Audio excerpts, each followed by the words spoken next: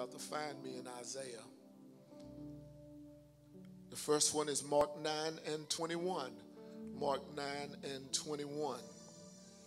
And it's summertime, and I know that you all are having a good time, but I want you to make sure that you put Jesus on your summer vacation list. About 25 caught that. Mark 9 and 21 ESV says, and listen to the word of God. And Jesus asked his father, how long has this been happening to him? I wish somebody say, how long? Look at your neighbor. Don't say anything. Just look at him with that how long look. Find you another one and let's look at him with that how long look. Jesus asked his father, how long has this been happening to him? And he said, from childhood. Oh, God. Somebody already, there's some things been happening to you since childhood. I feel the Holy Ghost right there. Let's go to Dr. Luke. Let's go to the physician Luke 9 and 41. Luke 9 and 41. And Jesus answered, O faithless and twisted generation. Say it with me. How long am I to be with you and bear with you? Bring your son here. Sound like one of them things your mama say, bring your son here. I wish somebody say, how long, how long, how long? Oh, yeah. Well, let's leave how long, because how long has put you all in a flashback mode. I can look at you. I can see that you already went back there. Let's go something to another word. Let's go Acts 14 and 6. Acts 14 and 6, ESV. In past generations, somebody say past, he allowed all nations to walk in their own way. Somebody tell your neighbor, that's a problem. In past generations, just did what they wanted to do. Let's go to Hebrew 11 and 11, the faith book, Hebrew 11 and 11. By faith, Sarah herself received power to conceive, even when she was, I wish you say it with me, past the age, since she considered him faithful who had promised. Somebody say past. Oh, let's tag this text with a quick title this morning.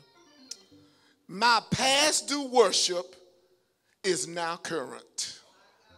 Everybody didn't catch that. Look at your neighbor and say, my past due worship is now current. Now everybody want to get quiet on there, but past due is a term that nobody want to deal with. Don't like it. Don't want to be in that position. Look at me. I see some heads moving out there. But past due is a problem. It's a problem. It is a problem. Everybody want to be current. And so that's what we want you to be. Well, let's define worship. But we're talking about past due in your worship. Got to ask this question. Are you past due in your worship? Worship is defined as, maybe we need to define worship, an expression of reverence and adoration for God. Well, if worship is an expression of reverence and adoration for God, then past due means it's when a payment, some form of a payment, has not been made as of its due date. Let's put that together. So if you're behind on your worship, you're in a past due status. In other words, you haven't given the expression, the adoration to God in a timely manner. You miss sometimes in your worship. So if you miss, that means you are, the old people down in the country say, you are behind. You're going to come with me in a minute. Let me tell you about April. Let me tell you a little story, a true story about April. I called some individuals to come to my residence and do some things outside. And haven't had this particular company, I won't embarrass them by calling their name, to come do some things that we hadn't had done in probably 3-4 years. And so they came and did the work. The next day, you know, you receive an email for customer service. Anybody with me? So that was the next day. 2 days later now, and so when they came, I paid in advance. So first day, I get an email saying, how was your customer service? 2 days later, I get a call saying, is this Mr. Bradley? It is. You called a number, didn't you? We're calling because you are past due from the same company. I said, now, ma'am, hold on, ma'am. I just had service done 3 days ago, and you sent me a customer service survey, and I paid in advance. So it is no way I am past due. So the lady was very angry like. I'm looking at the paper, and you past due from January, February, and March. I stood up. I said, let me sit back down because it could be a member.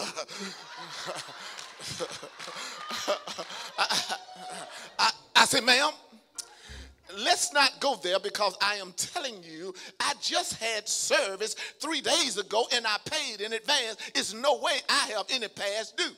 Sir, you're past due January, February, and March. I had to move my glasses. I said, help me, Jesus. If it's not a member of Abraham, maybe a member somewhere else. I said, ma'am, do me a favor. She's talking the whole time. I'm just quiet. I said, ma'am, do me a favor and look away from your screen. What? You know. I could tell her ethnicity. Let me come out of that. I said, ma'am, look away from your screen for just 1 second. I said, now, what is the address? It got quiet. She said, she started stuttering. I'm sorry, Mr. Bradley. Oh, now, Mr. Bradley. I didn't say that. I said, what address do you have? It was the wrong address. It was the wrong city. I say, now, hold on just a minute. While she was doing that, I was pulling up my account number. I said, now, validate this account number. She said, yeah, you're right. I'm sorry. I'm so sorry. Anything we can do for you? I said, now, ma'am, I'm a preacher. And I'm going to give you some grace this morning. I'm not going to call your boss. I'm not going to write a letter. But next time you get ready to say somebody past due, you better check all your references. What you talking about, Bishop? The devil will talk bad to you when you pass due in your worship. You didn't catch what I just said. When you pass due in your worship, the devil feels like he can treat you any kind of way. When you pass due in your worship, the devil talk big and bad because you ought to. Okay, let me come over here. But when you intolerant and you current on your worship, the devil got to back off.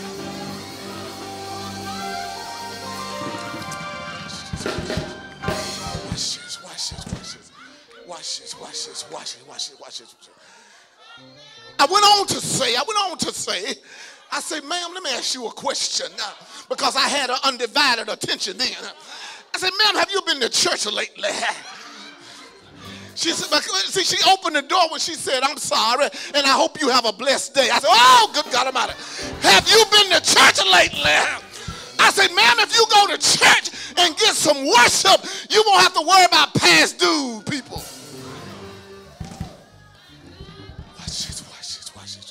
Watch this. If we want to talk about past due today, there's some components to past due. There's categories. There's past due. There's current. Aaron, put that slide up for me. There's current now. If you either past due or you current. But then there's also a category that talks about the longevity of your contract.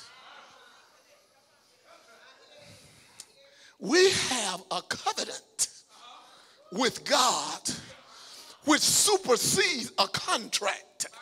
And that contract is only for a time, but the covenant relationship with you and God is forever. It's forever, it's forever, it's forever. Well, see, when I told the lady, that was the Holy Ghost, it said a grace period. There was a grace period in business when you talk about past due. If your account is due on the 4th, you have probably a 10-day grace period, which means you really don't have to pay until the 14th. Now, but on day 15, you get some late fees. And then they put you in the category of past due. But see, God has grace period upon us. There's 4 Sundays in a month. 4 Bible study Wednesdays in a month. And if you have missed some of those, let me tell you what, you have passed your grace period. You wonder why all the things start happening, because you passed due on your worship, and now you're getting the penalties from the devil. Things going wrong, things looking bad, because you passed due in your worship.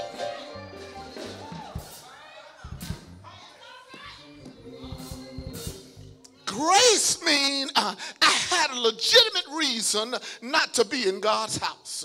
Grace means I had a legitimate reason I couldn't make it to Bible study, in our case, Word of Knowledge. Grace means I had a legitimate reason to put my tithes over here, so when I come, I'm going to bring it in bulk. Somebody say grace period.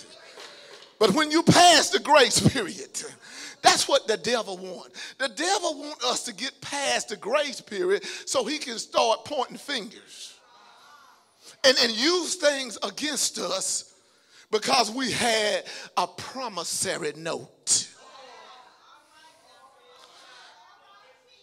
In the biblical arena, your promissory note is Romans 10:9. I have confessed with my mouth, and I have believed in my heart, and now I am a Christian, and now I have a promissory note, Lord, that I'm going to worship you from now until I die. Well, let me break that down a little bit. Most of the time, people will buy things on an extended payment plan process because they don't have the funds to pay it in full. And that's the American way. That's what we're supposed to do. But see, in Christianity, we're never, when we're talking about with Jesus and worship, we're going to always have to give our worship. That is continuous. That is a payment plan that we can't afford to pay in full. There's some things you're never going to pay in full. Your electrical bill, your gas bill, your water bill, because you don't know what they are. Even millionaires, they write a check in January for the estimate of what their bill will be so they don't have to deal with that. But it still is off sometimes. So when we talk about worship, we can't come in and say, well, Bishop, I went to church the first Sunday. And I worship all my makeup off. I worship, my hair was to the side. I worship my clothes. Well, that was for that day. But next month is coming. Next week is coming.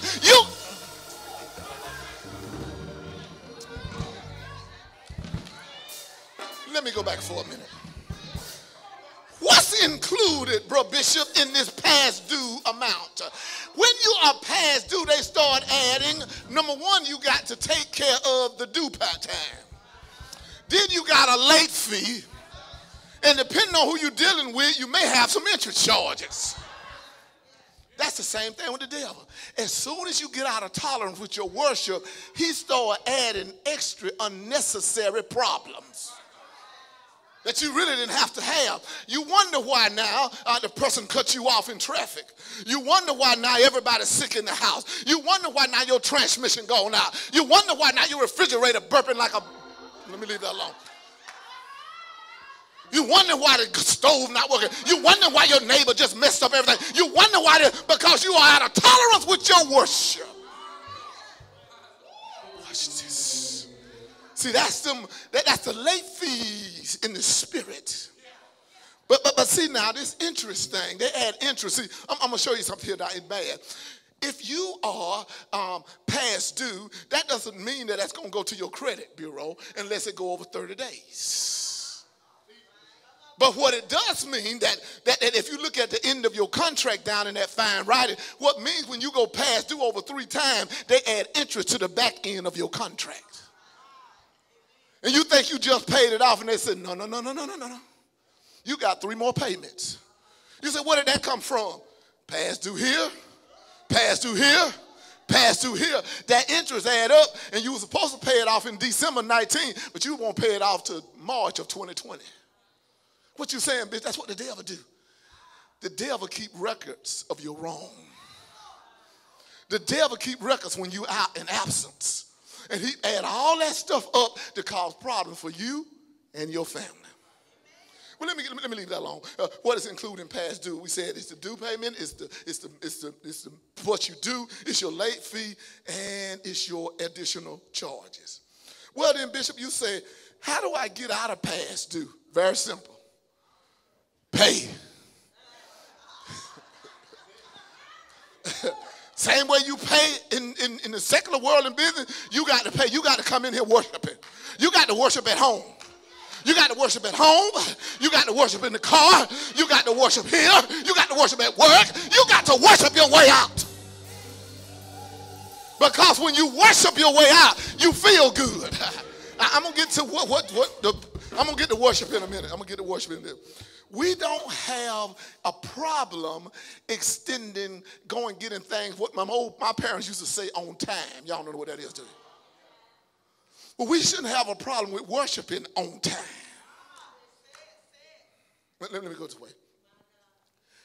Worship is a lifetime payment process that returns, watch this, blessings upon us. See, we have all these bills in society and business. We pay them off. We don't get anything. But when we worship and stay current, then we get a blessing back in return. Our children get blessing. Well, let me say it this way. I'm going to read something to you.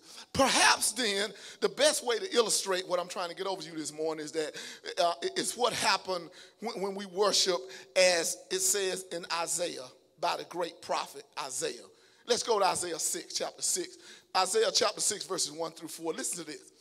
This paints you a picture of what happens when we stay in current worship. I wish you'd tell your neighbor, say current worship. Isaiah 6, 1 and 4 says, in the year that King Uzziah died, I saw the Lord seated on a throne, high and exalted, and the train, his robe filled the temple. Above him was seraphim, each with 6 wings. With 2 wings it covered his face. With 2 wings it covered his feet, and the other 2 it flew. And they were calling to one another, holy, holy, holy is the Lord Almighty. Tell your neighbor that's worship right there.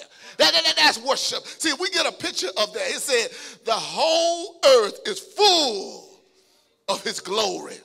Watch this. At the sound of their voices, the doorpost shook, and the threshing floor shook, and the temple was filled with smoke. See, that's when worship come in, when the environment changed. Worship will change your life when you get into the presence of the Lord and start saying, holy, holy. Whatever's wrong will get right. Holy, holy. Things will start moving. Holy, holy. Watch this. Let me see if I can break that down right there, 1 through 4. See, first, worship brings an upward look. The seraphim was flying. Worship brings us first into an upward look, where we look up to God. It is a glance of God on his throne. It refocuses our view of God. It pulls our affection off of these little idols, these little people around us, and put them unto God. Because it's an upward look.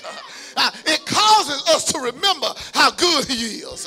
It causes us to thank God for his power, his loving kindness. When we say holy, holy, holy, we look up and the power from the atmosphere begin to change things in your life. So the first one, it brings us an upward look. Watch number 2. Number 2, second, worship brings us into an inward look. Okay, Watch this. Isaiah 6, 5, and 7 says, woe to me, I cried. I am ruined. Isaiah 6, 5 through 7. For I am a man, don't miss this, of unclean lips. And I live among a people of unclean lips. And the eyes have seen the King of the Lord Almighty. Watch this. Then one of the seraphs flew to me with a live coal in his hand, which he had taken thongs from the altar. With it, don't miss what he said, with it, he touched my mouth and said, see, this has touched my lips. Your guilt is taken away and your sins atoned for.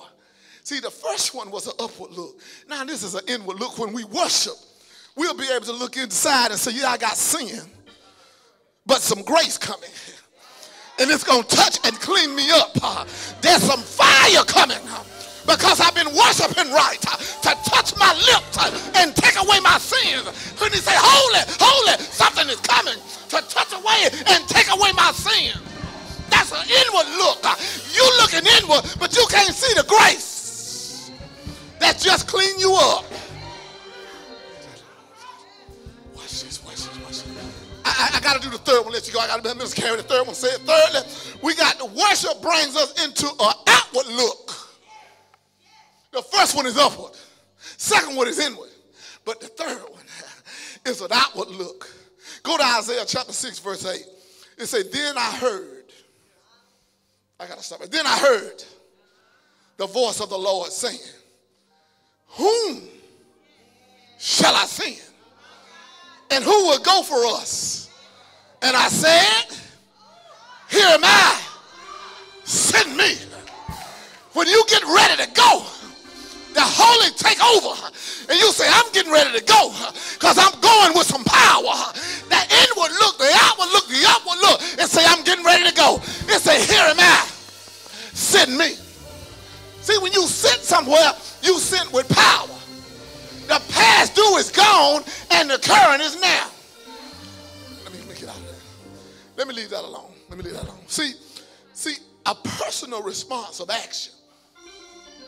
A personal response of action. A desire to be obedient to whatever God calls you to do. A genuine worship.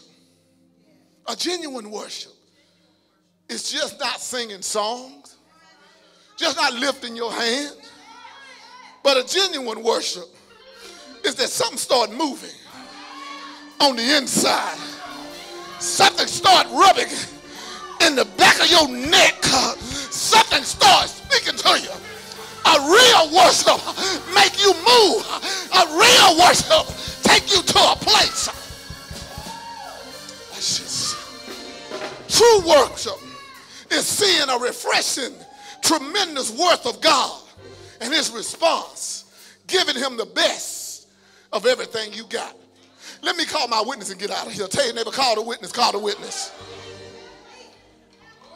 The witness today is a father, a son, and an unclean spirit. Tell your neighbor, the witness today is a father, is a son, and an unclean spirit. If you go down, watch this in verse 14. In verse 14 it says, and when they came to the disciples, they saw a great crowd around them, and the scribes arguing with them. Verse 15, and immediately, you know the story, all the crowd, when they saw him, they were greatly amazed and ran up to meet with Jesus and greeting him. Verse 16, and they asked him, what are you arguing about with them? Verse 17, and someone from the crowd answered, teacher. Somebody say, teacher. I brought my son to you, for he has a spirit that makes him mute. Oh, God, say a spirit keep you from talking. A spirit keep you from worshiping. You run no reason why you can't really get up and worship like you want to, because there's a spirit of muteness on your worship. There's a spirit that keep you locked down. That's a mute spirit.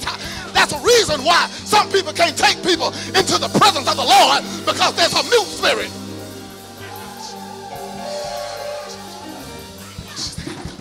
Verse 18. And the man said, and whenever it seizes him, it throws him down. And he foams and grinds and his teeth together. So I asked your disciples to take it out. To take it out.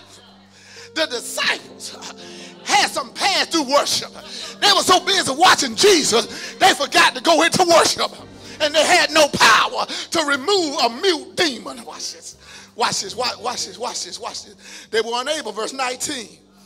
And he answered them, O faithless generation. Here we go. How long? How long am I to be with you? He was talking to the disciples. He wasn't talking to the people. He was talking to the disciples. How long am I to be with you to get you to go into true worship? Watch this. Watch this. He said, how long? How long am I to be with you? How long am I to bear with you? He said, bring him to me. See, when we're current in our worship, you can tell people, bring them to me. Elders, you can tell people, bring them to me. Pastor Paulette, you can tell people, bring them to me. When you current in your worship, you can say, bring them over here, because I got something for them. I'm current and I'm ready. I got some power, because I'm licked up with the Holy Ghost. All I got to do is say, holy, holy. Watch verse 20. Watch verse 20. And they brought the boy to him. And when the Spirit saw him, when the Spirit saw Jesus, when the Spirit saw Jesus, immediately it convulsed the boy. And he fell on the ground, rolling about, foaming at the mouth. Can I talk there for a minute? When the Spirit know you current in your worship, when an evil spirit know you current in your worship, it'll start acting up. It'll start acting up. Because he know now it want to get right. But he know you current in your worship, it'll just act up. Watch it, watch it. But verse 20, watch this. And Jesus said to his father, Jesus didn't talk to the people. Jesus didn't talk to the demon that was acting up. Jesus talked to the Father. Jesus said to the Father, verse 21, Mark 9:21, he said, and Jesus asked. He asked his Father, how long has it been happening to him? I got to stop right there. He didn't ask because he wanted to know. He already knew. He asked so everybody else could realize what you're dealing with right now, what you've been dealing with, doesn't matter because I'm getting ready to take your past due to a current status. He said, how long have it been like this? Longevity means how long you've been behind, how long you've been late, how long you've been overdue. It doesn't matter because I'm getting ready to make you current. And Jesus asked his Father, how long has it been happening to him? And he said, from childhood. It doesn't even matter how long you've been dealing with past due. I don't care how long it's been on you. It's been in your credit. It's been in your life. It's been in your ministry. When Jesus said, bring him to me, past will automatically go to current. Today, everything you got in your life that was past due will now be current. I don't care what it is. Tell your neighbor, I'm current. Tell him I'm current. Tell him I'm current. Not only am I current, I'm paid up. Not only am I current, I got some credit. I gotta go.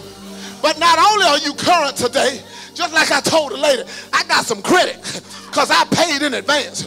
Somebody need to worship in advance. If you worship in advance, you will have some credit for next year, for next week, if you just worship in advance. My past due is not current. I wish you just throw your hands up in the building and say, I'm current right now. I'm current. How you know, Bishop? Because I can say 3 words. Holy. Holy. Holy. Holy put you in a current status. Holy give you some credit. Hey, God. Let me leave that alone. I wish you just look up at the Lord. That's the upward look. Now I want you to look down for the inward look. Now I want you to look out at your neighbors for the outward look and say just like this, you know. You know. Now give the Lord a hand praise right there. Heads bowed, eyes closed.